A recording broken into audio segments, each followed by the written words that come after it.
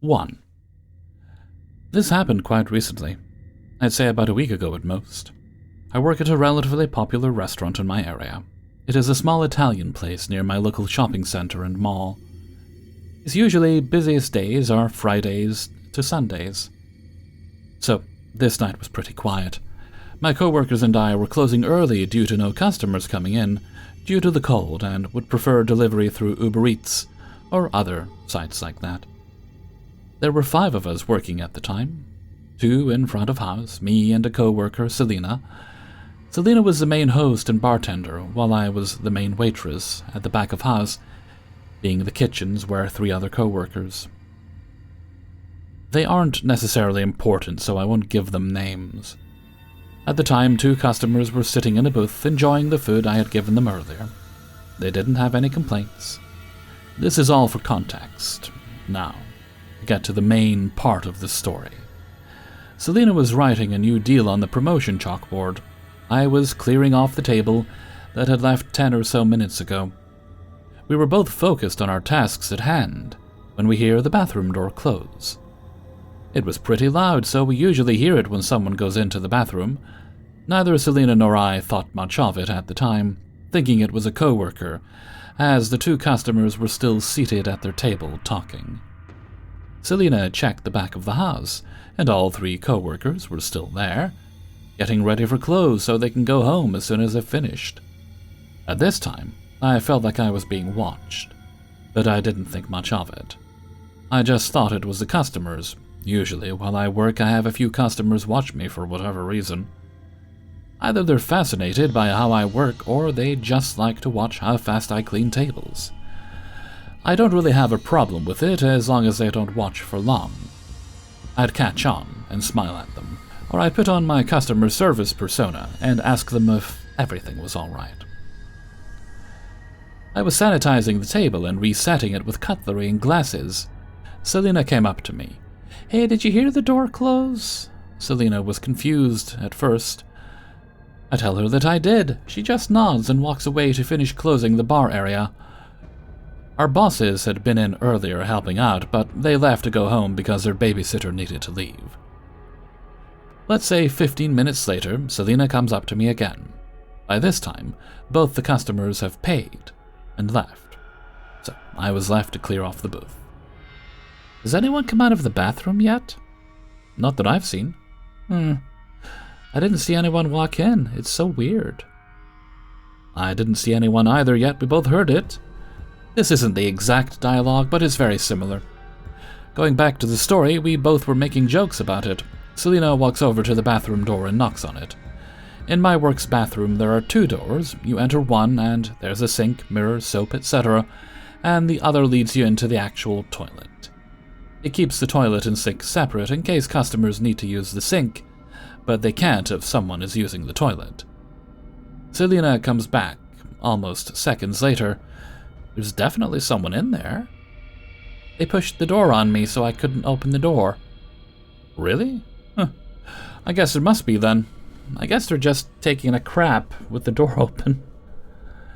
We both laugh about the joke and go back to our tasks. About 20 minutes later, the back-of-house co-workers asked me if someone was still in the bathroom. I checked with Selena, and she didn't see anyone leave the bathroom. She had been telling me how much it's been bugging her all night, so she's just been watching the door as she gets ready for close. After another 10 minutes or so, at this point, a whole 45 minutes since we've heard the door initially close.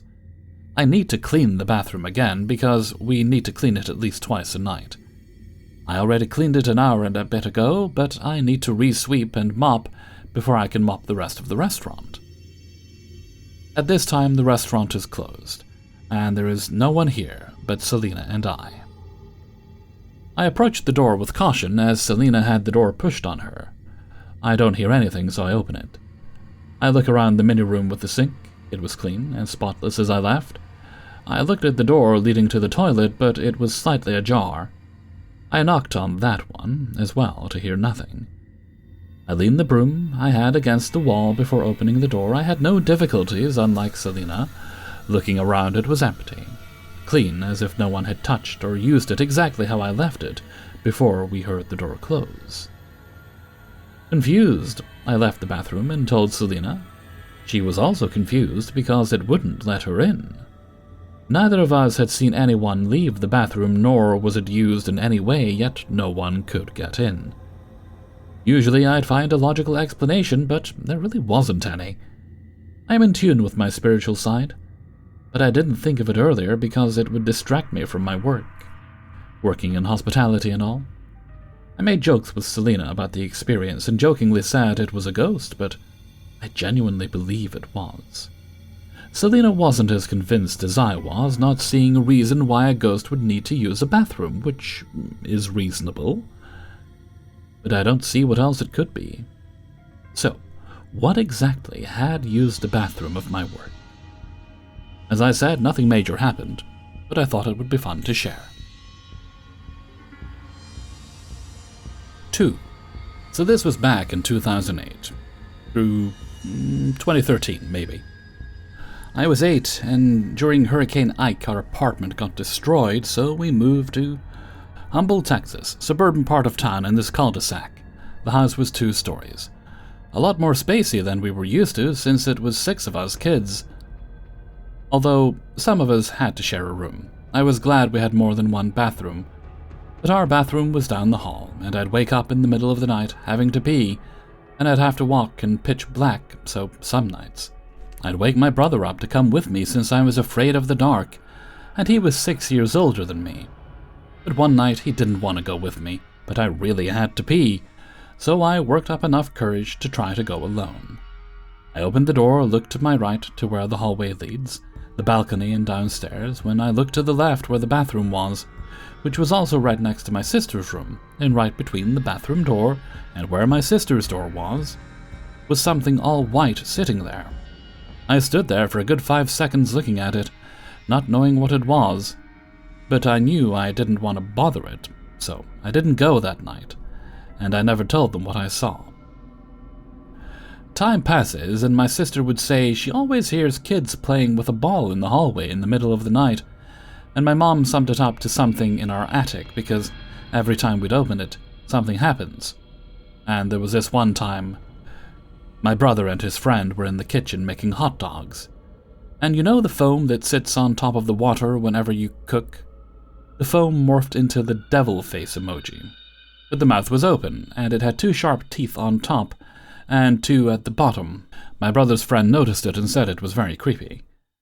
It didn't bother me at the time. I was 8, I thought it was cool, and my brother just laughed it off. There was also this one time. I was at a friend's house, this is TMI, but I never like to go number 2 anywhere besides my place.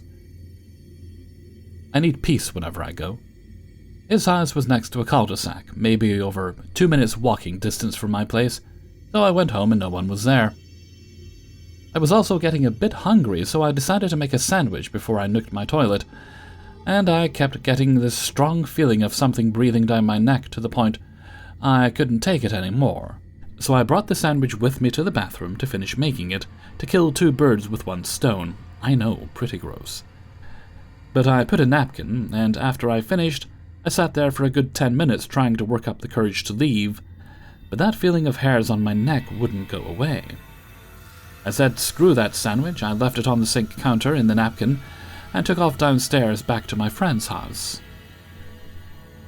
We ended up moving, due to plumbing issues, to another house maybe 5 minutes away driving distance during the summer of my 5th grade year, going into 6th grade.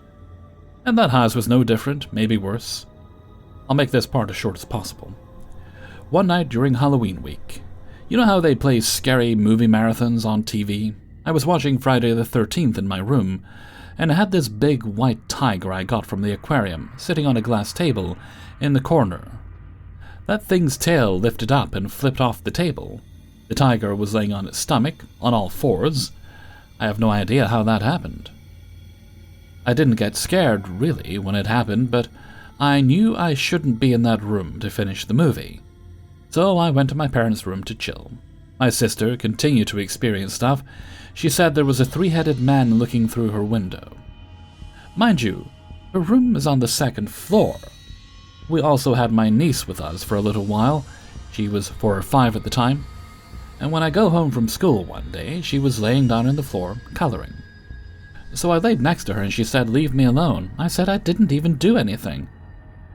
She said, "Not you, him right there."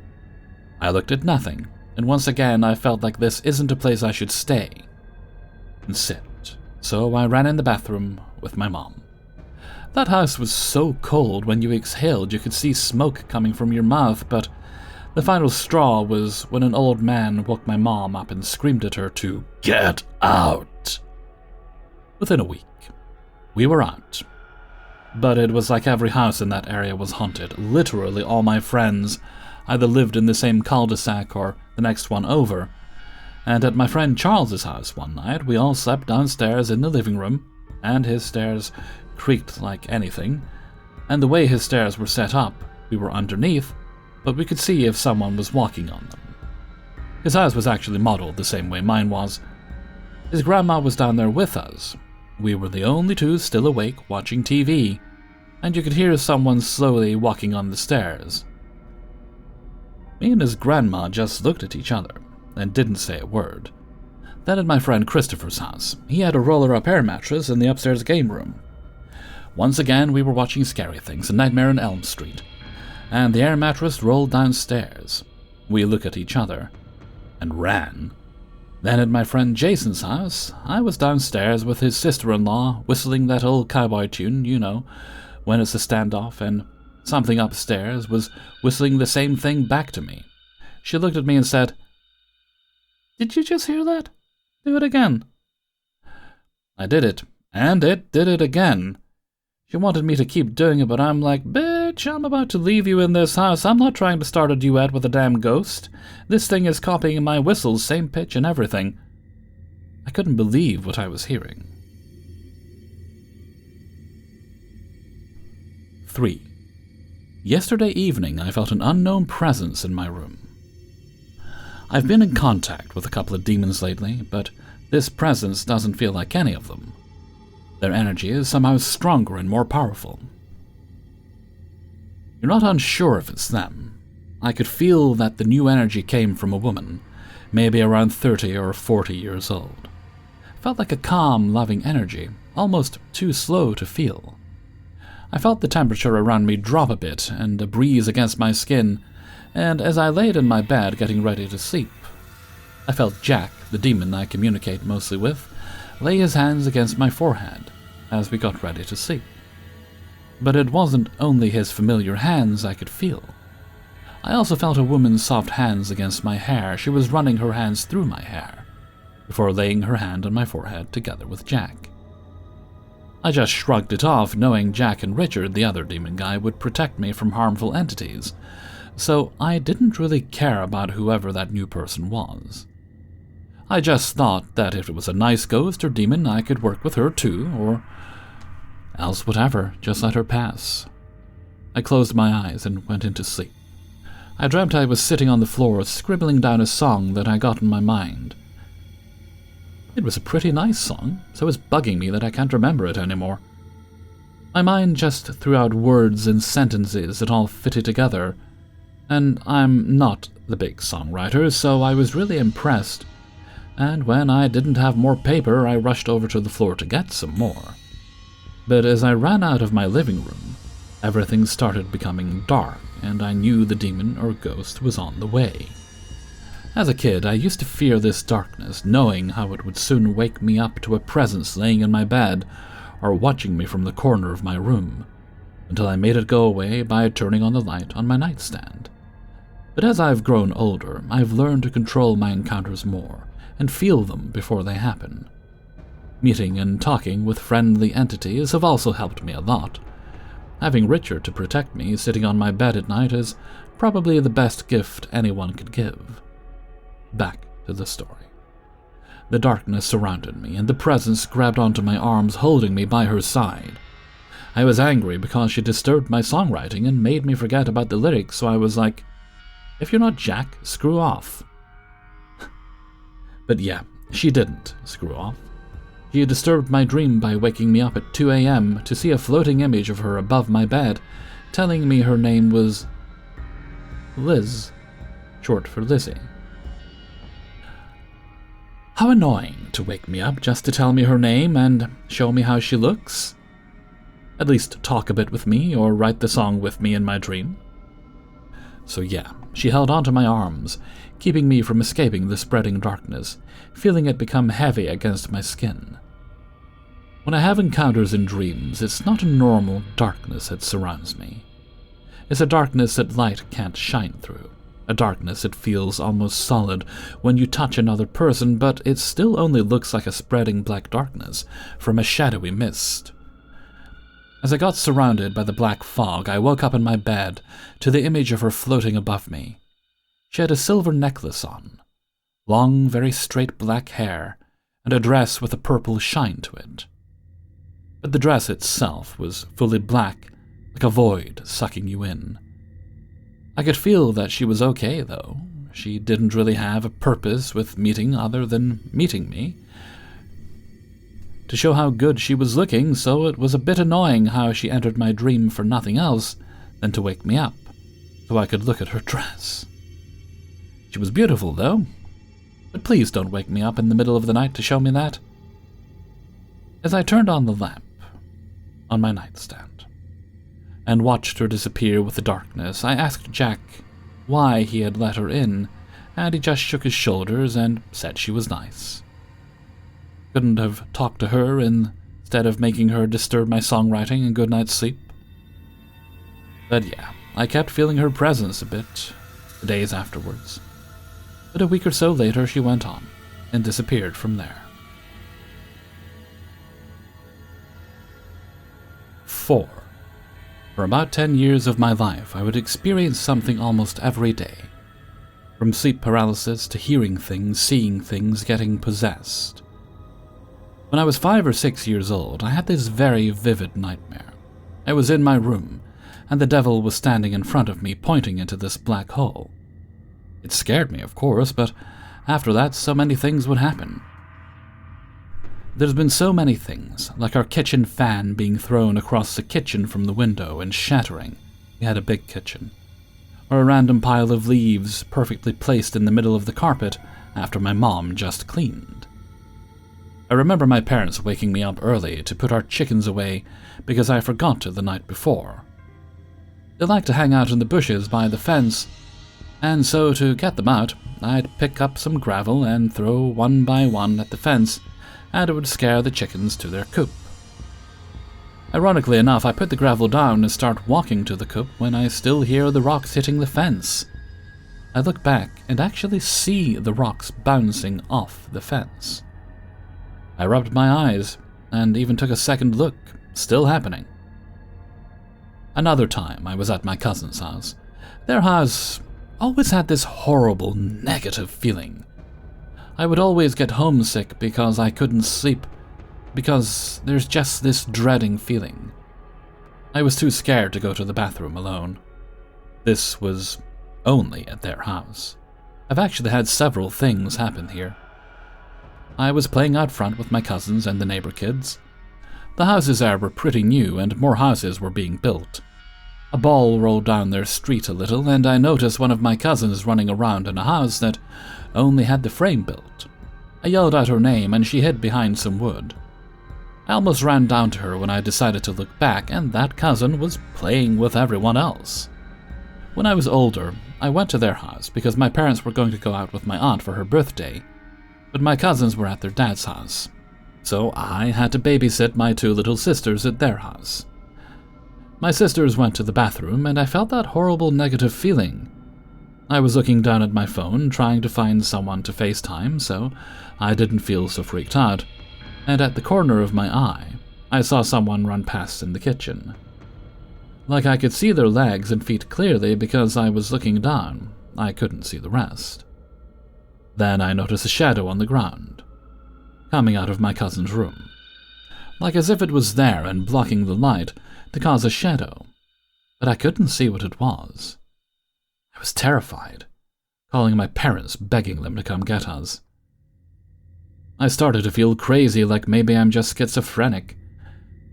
My parents would tell me none of it was real, and even though I always looked for every excuse to blame it on something random, and would try to find some explanation, but there being no explanation possible other than me being crazy.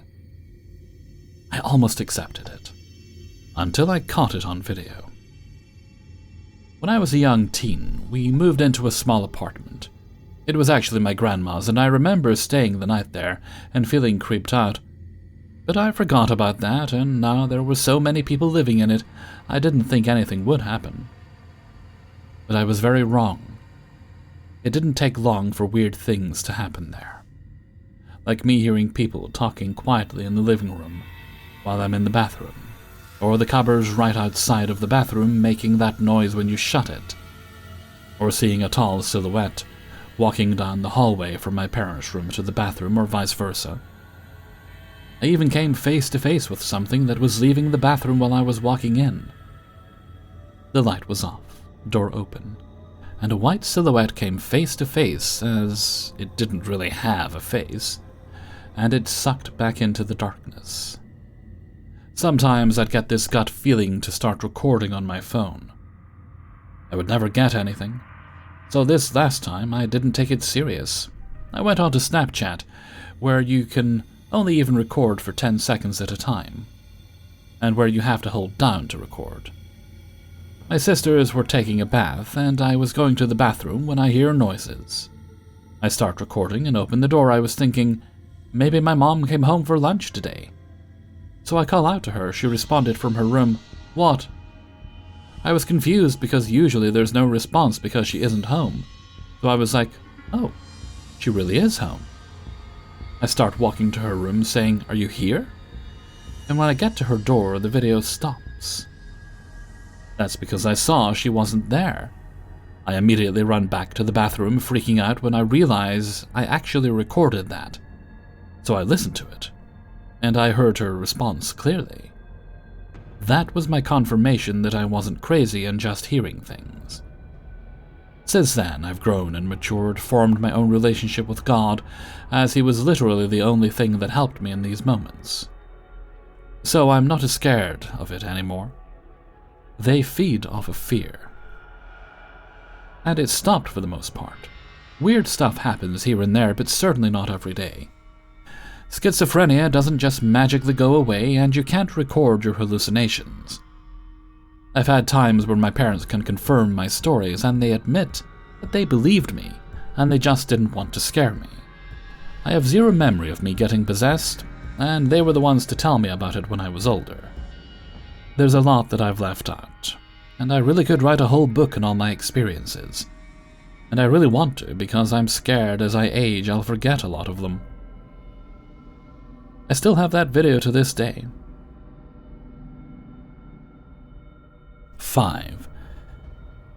To say something is communicating might be slightly misleading, but there is a strong possibility that it is my dad. There are only 2 occasions that this has happened. So, I'm a 29-year-old man, and my dad passed away 4 years ago quite suddenly from a heart attack. He had pre-existing heart issues and diabetes, but he had it under control and was getting better. It made no difference, and he passed away. At the time, my son was about 18 months, but due to COVID, we missed out on some quality time with Dad. Luckily, he got to spend the first year of his life with him. Fast forward a couple of months, and my son in bed, and myself and my wife are chilling in the living room, too tired to tidy up the destruction from the day of playing. Suddenly, one of my son's toys goes off. It was a baby shark shape-fitting toy that you removed and put back all the characters from the song, and it sings that character's part. We had lost all the pieces throughout the day, so there was no way for this toy to set off without putting your finger over the tiny sensor, then remove it. At first, it was Baby Shark a few times, and then it would switch to Grandpa Shark over and over again. It would stop, and I would jokingly say, "Dad, if that's you, press Grandpa Shark." Then Grandpa Shark would go off once. We were both stunned. Without warning, the toys started going off again, alternating between Baby Shark and Grandpa Shark, over and over again, eventually getting so fast that you could barely make out what the toy was saying. I panicked and said, "Dad, this isn't funny anymore.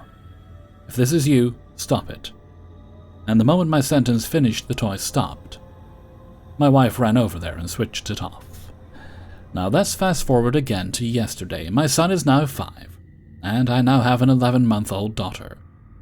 My daughter was in her high chair and my son was still awake, complaining about dinner as he wanted sweets. We were telling him off as he hadn't eaten enough, but he eventually conceded and ate most of it. But as I picked up his plate, he jumps onto the area sending the leftovers flying, and said, "No sweets now. You said something good but then immediately something bad." I stormed off. My son was upset and my wife was telling him why he can't have sweets now. I clean up the mess. My son cools off in his bedroom, and wife sorts out the baby ready for a bath. That's when the baby's walker goes off. It's mainly songs and farm animal noises. It hadn't been touched all day and was very much nowhere near anything to go off on its own. You physically have to press a button to make it go off. Since that first incident, we always say Dad's about following and watching us. So as soon as it stopped, my wife said, "Very funny, Martin, you back again?" The toy went off a few seconds later. We stared at each other in shock and just laughed. We left it a bit longer, just in case it was stuck in a loop, and nothing happened. I said, "Dad, if that's you, press one of the buttons."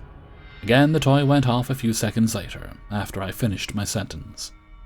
So my wife followed on by saying, "I think he's angry we didn't give his grandson some sweets." The toy went off again, so I said, "Did you want us to give him sweets, Dad?" The toy went off again, and we laughed, calling my son back down and gave him the sweets. I stood alone in the room and one final time said, "Dad, is that you?" But this time no answer. The toy remained silent. I wonder what would happen if we didn't give him any sweets.